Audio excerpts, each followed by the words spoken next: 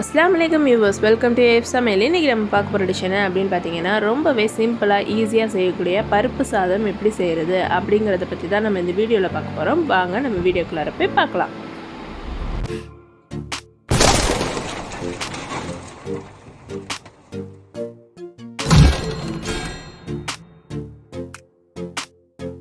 First நம்ம ஸ்டவ்வில் cooker வச்சுக்கலாம். குக்கர் நல்லா ஹீட் ஆனதும் இதில் 50 ml கீ ஆட் பண்ணிக்கலாம்.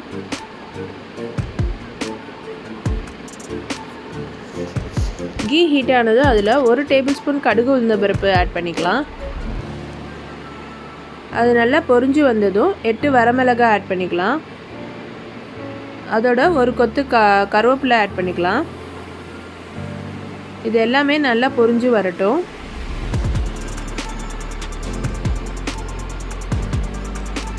இது பொரிஞ்சதுக்கப்புறம் 3 பெரிய வெங்காயம் நல்லா நைஸாக இந்த மாதிரி சாப் பண்ணி வச்சுருக்கேன்.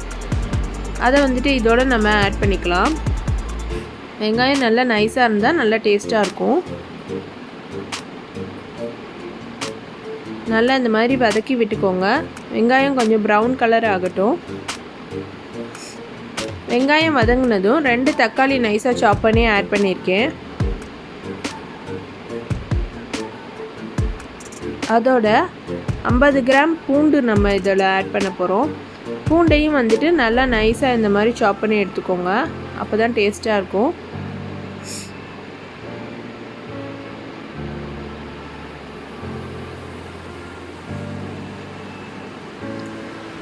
அது எல்லாமே நல்லா இந்த மாதிரி வதக்கி விட்டுக்கலாம்.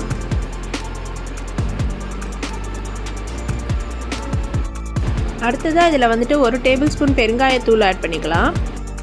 பருப்பு சாதத்தில் பெருங்காயம் நம்ம ஆட் பண்ணிக்கிட்டோம்னா நமக்கு கேஸ்ட்ரிக் ப்ராப்ளம்ஸ்லாம் ஏற்படாது. அதனால் நம்ம வந்துட்டு பெருங்காயத்தூள் ஆட் பண்ணிக்கலாம். இது எல்லாமே வந்துட்டு நல்லா இந்த மாதிரி மிக்ஸ் பண்ணி விட்டுக்கோங்க. அடுத்தது 1/2 டேபிள் ஸ்பூன் மஞ்சள்தூள் ஆட் பண்ணிக்கலாம்.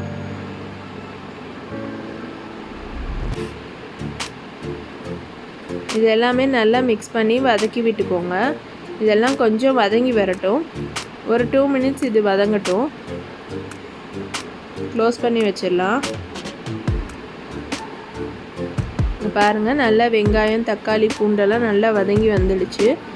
இப்போ இதில் வந்துட்டு நம்ம அரிசியும் பருப்பும் ஆட் பண்ண போகிறோம். நான் வந்துட்டு 6 கப்பு அரிசி எடுத்திருக்கேன், 2 கப்பு துவரம்பருப்பு எடுத்திருக்கேன். 6 கப் அரிசிக்கு 2 கப்பு துவரம்பருப்பு சரியான அளவு. அது ரெண்டையுமே ஒன்றா போட்டு நல்லா வாஷ் பண்ணி எடுத்துக்கலாம். இந்த மாதிரி நல்லா க்ளீன் பண்ணிவிட்டு தண்ணி இல்லாமல் வடித்து எடுத்து இதில் போட்டுக்கலாம்.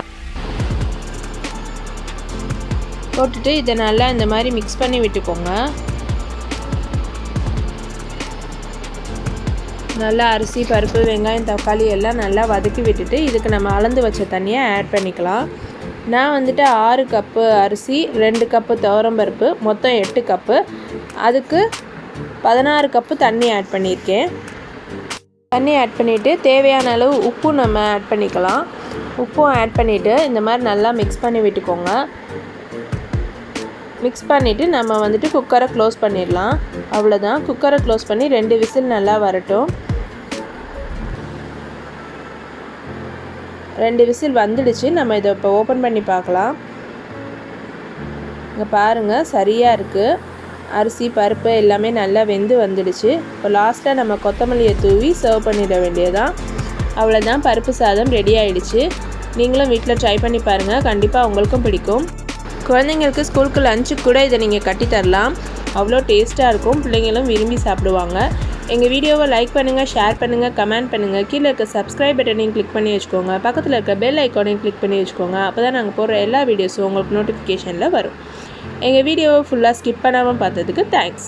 நெக்ஸ்ட் ஒரு சூப்பர்வான வீடியோவோடு நான் உங்களை மீட் பண்ணுறேன். தேங்க்யூ.